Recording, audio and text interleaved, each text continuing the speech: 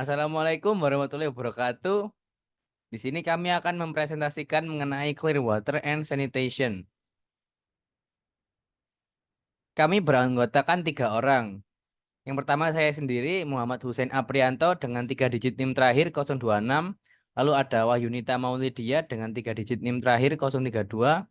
Lalu ada Akmal Nadia dengan 3 digit NIM terakhir 056.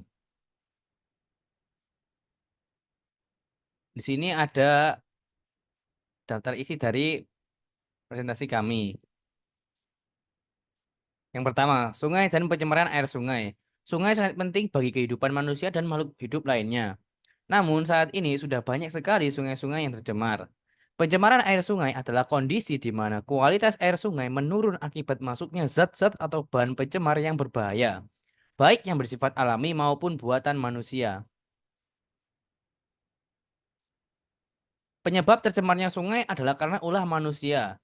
Berikut beberapa pencemaran sungai. Yang pertama ada limbah industri, limbah rumah tangga, limbah pertanian, pertambangan, dan pembuangan sampah. Limbah industri adalah sisa atau bawangan dari proses produksi di pabrik atau industri yang tidak dikelola secara baik. Limbah industri bisa berupa cairan, padatan, atau gas yang mengandung bahan kimia berbahaya, logam berat, dan zat beracun lainnya. Contoh, pabrik kimia membuang limbah cair yang mengandung bahan kimia beracun seperti asam basa dan pelarut organik ke sungai tanpa pengolahan yang memadai. Lalu ada industri tekstil yang menghasilkan limbah cair yang mengandung pewarna sintetis dan zat kimia lainnya yang dapat mencemari air dan ekosistem sungai. Lalu ada pabrik logam yang melakukan pembuangan air limbah yang mengandung logam berat seperti merkuri dan timbal yang dapat merusak kualitas air dan membahayakan kesehatan manusia dan makhluk hidup lainnya. Lalu ada limbah rumah tangga, yaitu pencemaran air sungai oleh limbah rumah tangga merupakan salah satu masalah lingkungan yang serius dan berdampak luas. Limbah rumah tangga yang mencemari sungai terdiri dari berbagai jenis bahan buangan, yaitu pertama limbah cair. Limbah cair seperti air bekas cucian, mandi, dan memasak yang sering mengandung deterjen, minyak, dan sisa makanan. Lalu ada limbah padat. Limbah padat seperti sampah organik dari sisa makanan, dan sampah anorganik seperti plastik, logam, dan kertas. Lalu ada bahan kimia berbahaya seperti bahan kimia dari produk pembersih, pestisida, dan obat-obatan. Lalu ada limbah pertanian. Limbah pertanian adalah sisa atau buangan dari kegiatan pertanian yang dapat mencemari lingkungan jika tidak dikelola dengan baik. Limbah ini seringkali berasal dari penggunaan pupuk, pestisida, dan bahan kimia lainnya yang digunakan untuk meningkatkan hasil pertanian. Contoh pupuk kimia, penggunaan pupuk nitrogen dan fosfat yang berlebihan terdapat terbawa oleh air hujan ke sungai menyebabkan eutrofikasi dan pertumbuhan alga yang berlebihan. Hal ini mengurangi kadar oksigen dalam air dan membahayakan kehidupan akuatik. Lalu ada pestisida. Penggunaan pestisida untuk melindungi tanaman bisa mencemari air jika terbawa oleh hujan ke sungai, menyebabkan keracunan pada ikan dan makhluk air lainnya, serta mengganggu ekosistem air. Lalu ada limbah tanaman. Tanaman yang tidak dikelola dengan baik dapat terbawa oleh aliran air hujan ke sungai, meningkatkan jumlah materi organik di dalamnya, dan mengganggu kualitas air. Lalu akan dilanjutkan oleh rekan saya, yaitu Wahyunita Maulidia. Baik, untuk selanjutnya yaitu limbah pertambangan. Limbah pertambangan adalah sisa atau buangan dari proses penambangan mineral dan logam yang dapat mencemari lingkungan jika tidak dikelola dengan baik. Limbah tambang biasanya dapat berupa limbah padat, cair, atau gas yang mengandung bahan berbahaya, seperti logam berat dan senyawa kimia beracun. Air limbah dari proses pencucian batuan atau pemisahan mineral yang mengandung zat beracun seperti sianida atau merkuri juga dapat mencemari sungai sekitar tempat pertambangan.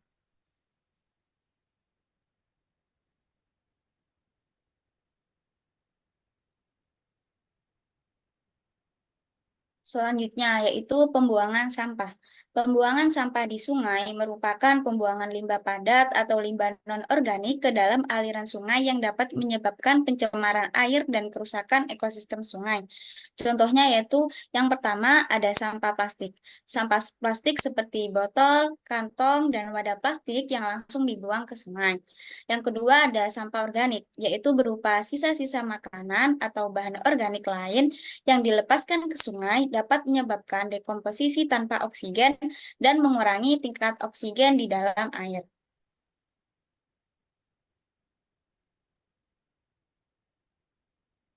Kemudian ada dampak yang terjadi.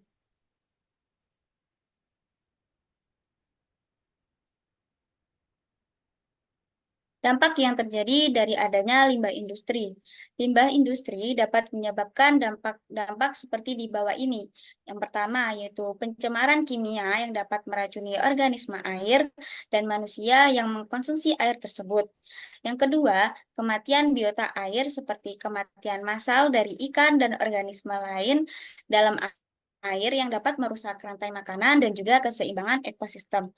Yang ketiga, adanya gangguan kesehatan akibat dari paparan jangka panjang terhadap air yang terkontaminasi bahan kimia industri yang dapat menyebabkan penyakit kronis pada manusia seperti kanker, gangguan hormonal, dan juga masalah reproduksi.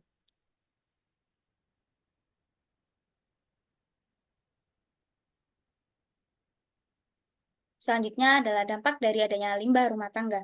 Dampak yang dapat disebabkan oleh limbah rumah tangga ialah sebagai berikut. Yang pertama ada eutrofikasi, yaitu nutrien berlebih dari deterjen dan limbah organik yang dapat memicu pertumbuhan alga yang berlebihan. Juga mengurangi kadar oksigen dalam air dan menyebabkan kematian ikan serta organisme air lainnya. Dampak yang kedua yaitu penyebaran penyakit karena bakteri patogen dari limbah rumah tangga dapat menyebabkan wabah penyakit seperti diare, kolera, dan penyakit kulit pada masyarakat yang menggunakan air sungai. Dampak yang ketiga yaitu penurunan kualitas air.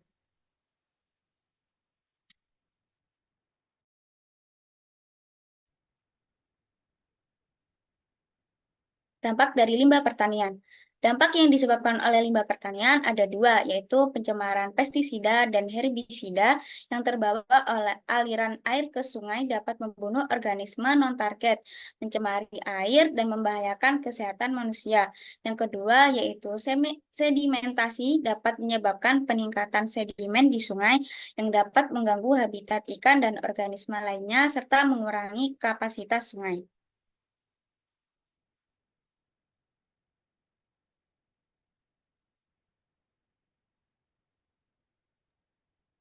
Oke, selanjutnya akan dilanjut oleh teman saya, Akmaladia.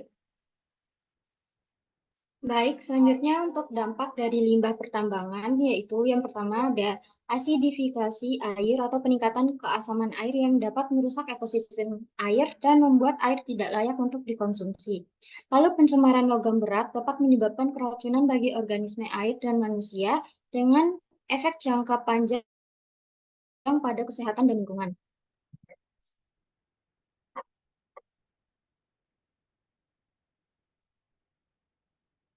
Kemudian dari pembuangan sampah sendiri akan menyebabkan dampak seperti obstruksi aliran air karena sampah yang dibuang ke sungai dapat menyumbat aliran air yang menyebabkan banjir dan mengganggu ekosistem air.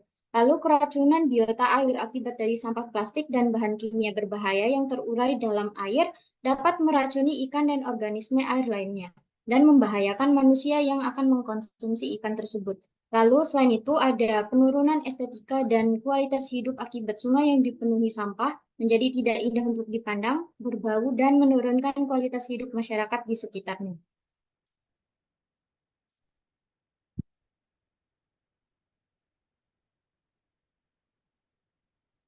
Nah, adapun peraturan pembuangan limbah, yaitu peraturan dan tata cara pembuangan atau pengolahan limbah yang sudah diatur oleh pemerintah, bahkan tiap jenis limbah sudah ada tata cara pengolahannya, seperti yaitu ketentuan mengenai larangan membuang sampah sembarangan tertuang di dalam Undang-Undang Nomor 18 Tahun 2008 tentang pengelolaan sampah. Pada pasal 29 ayat 1 huruf E menegaskan Setiap orang dilarang membuang sampah tidak pada tempat yang telah ditentukan dan disediakan. Membuang sampah tidak pada tempat yang telah ditentukan ini termasuk juga ke jalan, saluran air, sungai, atau tempat lainnya yang bukan ditujukan untuk pembuangan sampah. Bahkan di kalangan masyarakat tingkat RT ataupun RW memiliki peraturan atau larangan dalam pembuangan sampah atau limbah. Namun, sayangnya peraturan tersebut tetap dilanggar meski telah ditetapkan sanksi ataupun denda.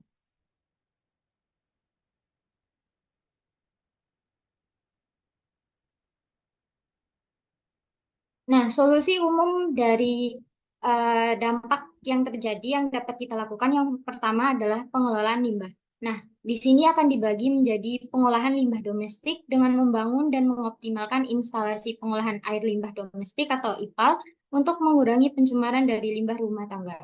Nah, ada pengolahan limbah industri dengan menerapkan teknologi pengolahan limbah di sektor industri untuk memastikan limbah yang dibuang sudah memenuhi baku mutu lingkungan. Lalu yang kedua dapat dilakukan regulasi dan penegakan hukum. Peraturan yang ketat dengan mengimplementasikan dan menegakkan peraturan tentang pembuangan limbah dan pencemaran air sungai dengan sanksi yang tegas bagi pelanggar. Lalu pemantauan dan inspeksi rutin kualitas air untuk memastikan kepatuhan terhadap peraturan yang ada.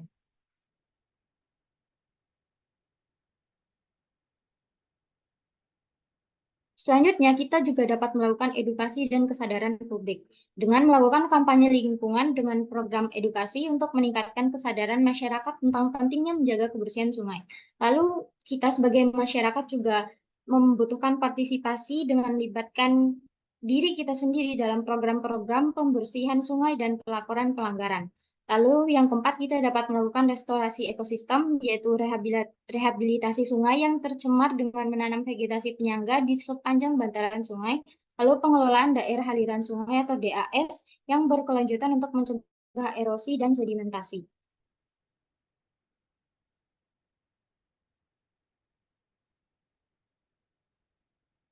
Adapun solusi yang dapat dilakukan di bidang IT yaitu yang pertama, melakukan pengembangan aplikasi mobile dan web. Nah, di sini kita dapat membangun aplikasi pelaporan pencemaran yang memungkinkan masyarakat melaporkan pencemaran air ataupun aktivitas ilegal yang dilakukan masyarakat di sekitar sungai. Lalu kita juga dapat mengembangkan platform edukasi online yang memberikan informasi mengenai pentingnya menjaga kebersihan sungai, cara mencegah pencemaran, dan juga regulasi terkait pencemaran air. Lalu yang kedua, mesin learning dapat digunakan untuk memprediksi pencemaran. Nah, kita dapat menggunakan mesin learning untuk membangun model prediktif yang dapat memperkirakan kemungkinan terjadinya pencemaran berdasarkan kondisi lingkungan dan juga data historis yang sebelumnya telah dikumpulkan. Lalu yang ketiga, kita dapat melakukan implementasi Internet of Things atau IoT dengan membuat sensor kualitas air dan juga dashboard untuk pemantauannya. Nah, pembuatan dan pemasangan sensor kualitas air yang dapat memonitor parameter seperti pH, suhu, kandungan bahan kimia, dan juga oksigen terlarut. Sensor ini dapat ditempatkan di berbagai titik sepanjang sungai dan diintegrasikan dengan jaringan untuk mengirim data secara real-time. Kemudian, dengan adanya dashboard pemantauan berbasis web, dapat digunakan untuk mengumpulkan dan menampilkan data dari sensor IoT. Nah, dashboard ini dapat digunakan oleh otoritas terkait untuk mengambil tindakan cepat apabila terjadi pencemaran.